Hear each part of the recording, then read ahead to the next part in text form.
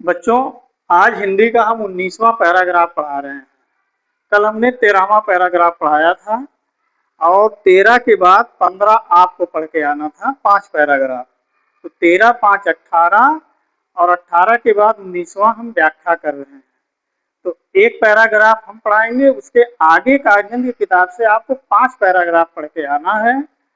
फिर 19 के बाद 24 हो जाएगा, 24 तक आप कल पढ़ के आओगे, 25वां फिर हम पढ़ाएंगे। तो आज हम 19वां पैराग्राफ पहले पढ़ते हैं। और पैराग्राफ पढ़ने के पहले आप कम से कम 2-3 बार पढ़िए, ताकि आपको पूरा पैराग्राफ समझ में आ जाए, तभी आप उसका उत्तर दे पाएंगे। तो अब हम देखते हैं अनुच्छेद 19। ये है, सिल्क रूट पर नियंत्रण रखने वाले शासकों में सबसे प्रसिद्ध कुषाण थे।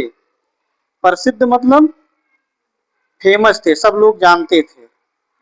करीब 2000 वर्ष पहले मध्य एशिया तक पश्चिमोत्तर भारत पर इनका शासन था।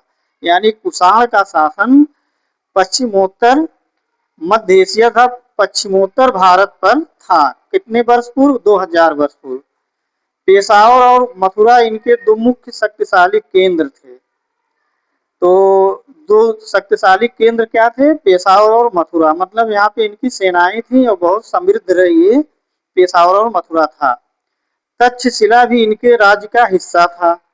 इनके शासन काल में ही सिल्क रूट की एक शाखा मध्य एशिया से होकर सिंधु नदी के मुहाने के पत्तनों तक जाती थी।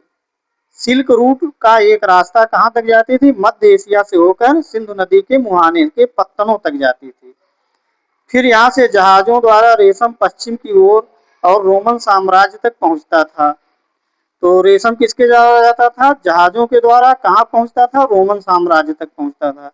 इस उपमहाद्वीप में सबसे पहले सोने के सिक्के जारी करने वाले शासकों में कुषाण थे। तो बहुत ही इंपॉर्टेंट क्वेश्चन है कि सोने का सिक्का सबसे पहले किसने जारी किया? तो कुषाण ने किया, कुषाण शासकों ने किया। सिल्क रूट पर यात्रा करने वाले व्यापारी इनका उपयोग किया करते थे। किसका उपयोग? सोने के सिक्के का उपयोग किया करते थे व्यापारी, जो सिल्क का कारोबार करते थे।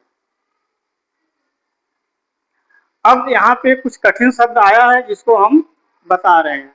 जैसे उपमहाद्वीप, एक महाद्वीप होता है, एक उपमहाद्वीप होता है। चूंकि भारत बहुत बड़ा देश है, पहले पाकिस्तान, अफगानिस्तान, बांग्लादेश, बहुत सारे देश इसमें भारत में शामिल थे, इसलिए इसको भारतीय उपमहाद्वीप कहा जाता था। पहले सोने का सिक्का जारी किए, किसने किया? कुषाण ने किया। कुषाण शासकों ने सोने का सिक्का जारी किया। व्यापारी, व्यापारी, व्यापारी का मतलब जो बिजनेस करते थे। कुषाण का सिल्क रूट एक शब्द आया। सिल्क रूट का मतलब रेशम का लेकर जो जाते थे विदेशों में, पश्चिम एशिया में जाते थे, तो एक रास्ता था। रूट माने रास्ता, सिल्क माने रेशम। तो रेशम अपने यहाँ से लेके एक रास्ते से होके जाते थे, उसी को सिल्क रूट कहा जाता है। पेशावर और मथुरा दो शक्तिशाली केंद्र थे। कुषाण शासन के पेशावर और मथुरा क्या थे? दो शक्तिशाली केंद्र थे। ये दोनों बहुत ही समृद्ध थे, पेशावर और मथुरा। जैसे आज के समय में मुंबई है, दिल्ली है, भारत की सबसे जो है समृद्ध मतलब केंद्र माना जा सकता है। इसके बाद पत्तन शब्द आया। पत्तन का मतलब जहाजों पे या नाव पे जहाँ पे सामान को लादा जाता है और उतारा जाता है, उसी को पत्तन कहते हैं। जैसे नदी गई तो जहाज उसमें जाती है या बड़ी नाव जाती है, तो कहीं ना कहीं किनारे लगेगी। जब किसी राज्य के सीमा में पहुंचेगी तो कहीं ना कहीं किनारे लगेगी। तो जहाँ वो लगती है, जहाँ सामान उतारा जाता है या लादा जाता है, उसको पत्तन कहते हैं। और ये नदी में होता है, समुद्र में होता है, पानी के मार्ग में पड़ता है। रेशम पश्चिम की ओर रोमन साम्राज्य तक पहुंचता था। यानी हमारे यहाँ से रेशम, भारतीय उपमहाद्वीप से रेशम पश्चिम की ओर कहाँ पहुंचता था? रोमन साम्राज्य तक पहुंचता था। इसके बाद एक शब्द आया शीर्षक। शीर्षक माने नाम। मतलब जैसे कोई प्यासा कौवा की कहानी अगर हम बताएं कि एक कौवा प्यासा था और पानी की खोज में इधर उधर घूम रहा था, तो उसने कंकड़ ला के डाला, पानी पिया। अब हम पूछे इसका शीर्षक क्या होगा, तो आप कहोगे प्यासा कौआ। तो कोई भी कहानी का एक शीर्षक होता है, तो इस जो पैराग्राफ है इसका भी एक शीर्षक होगा, तो उसी का नाम है शीर्षक। तो इसको पता करना उसका शीर्षक क्या है। तो एक बार हम फिर पैराग्राफ को देखते हैं और उसमें आए हुए पांचों प्रश्न को करते हैं। देखिए, अनुच्छेद में हम फिर से पढ़ते हैं। सिल्क रूट पर नियंत्रण रखने वाले शासकों में प्रसिद्ध कुषाण थे। करीब 200 वर्ष पहले मध्य एशिया तथा पश्चिमोत्तर भारत पर इनका शासन था। पेशावर और मथुरा इनके दो प्रमुख शक्तिशाली केंद्र थे।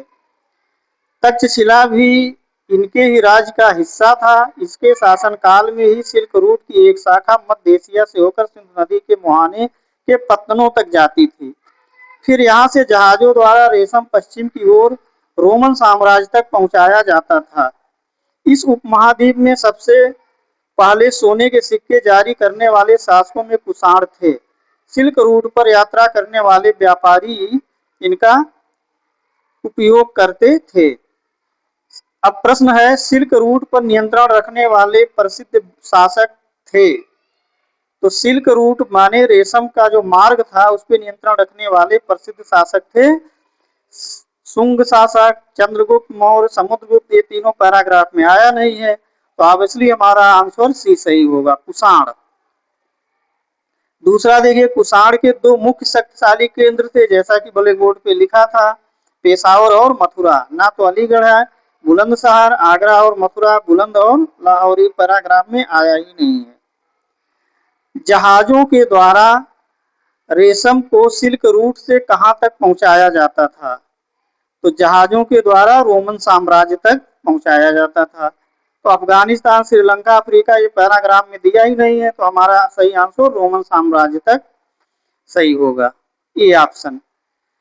चौथा है, सर्वप्रथम सोने के सिक्के भारतीय उपमहाद्वीप में शासक ने जारी किए। तो सबसे पहले कुषाण ने जारी किए, पहला ऑप्शन सही है। मंगोल, तुर्क, अफगान या पैराग्राफ में दिया ही नहीं है। इस अनुच्छेद के लिए उपयुक्त शीर्षक चुनिए, जो अभी आपको हमने बताया। तो सबसे उपयुक्त शीर्षक इसका होगा कुषाण काल, पश्चिमोत्तर भारत, मध्य एशिया के व्यापारी। तो सबसे सही है हमारा सिल्क रूट, रेशम का मार्ग। तो इस तरह से ये पैराग्राफ खत्म हुआ, और उम्मीद करते हैं इसके आगे 24 तक आप पढ़ के आइएगा। 25वें का हम फिर व्याख्या करेंगे। और कहीं कहीं आप जो है पर्यायवाची शब्द और विलोम शब्द समझते रहिए। पर्यायवाची का मतलब होता है उसका और क्या नाम है। समानार्थी शब्द मतलब एक ही जैसा अर्थ होना चाहिए, और विलोम का मतलब उल्टा होता है। तो ये सब आप सीखते हुए चलेंगे।